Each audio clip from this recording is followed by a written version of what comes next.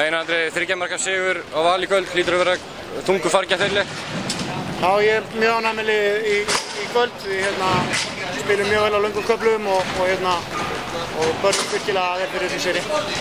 Það er ekkert að segja þegar þau sakna Ólafs Gústason mikið hér í kvöld, kannski á köflum reyndar, en þið lendir reyndar 5 mörkum undir í upphafi seinni hálfleiks, skoruðu ekki í 7 mínútur og 20 sekúndur. Hvað var það sem gerðist hjá liðinu?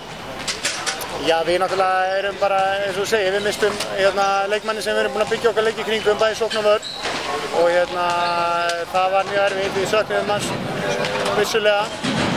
Það er klart mál, en við höfum einn dag til að undirbúa okkur upp á nýtt. Þetta gerist á þriðjudag og við þurfum að byggja upp nýtt konsept til að spila eftir og ég verð bara að hrósa strákunum fyrir það, þeir voru klárir í þann stakk. Þetta konceptur sem þú kemur inn á, finnst þér að það hafi gengið upp að öllu leyti hér í kvöld? Varnarleikurinn var frábær í allt kvöld. Við hlupum ekki nógu vel tilbaka og Valsarnir erum með að spila með marga fljóta menn framan á vellinu, þannig að það er ekkert skrítið að þeir refsi ef menn er að tapa boltum. Þannig að varnarlega gekk þetta allt upp sem við ætlum að gera. Við náttúrulega erum með nýtt sóknarlið eftir að Óli fer út, þannig að það sem við vorum að reyna að gera þar gekk upp ágætlega, en margt sem við þurfum að laga líka. Logi Geirsson kom með flotta innkomu, kannski besti leikurinn hans hingað til frá því að hann ákvað að taka skóna á hillunni. Já, nú erum við bara að sjá hvað við höfum í höndunum og sjá hvað Logi getur skilað fyrir okkur og fleiri leikmenn. Við þurfum að treysta á fleiri leikmenn núna.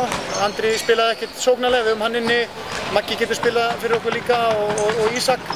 Þannig að við höfum hellingamönnum inni. Tók eftir að Elvar Erlingsson var á bekknum í kvöld, er hann kominn þér til aðstofar?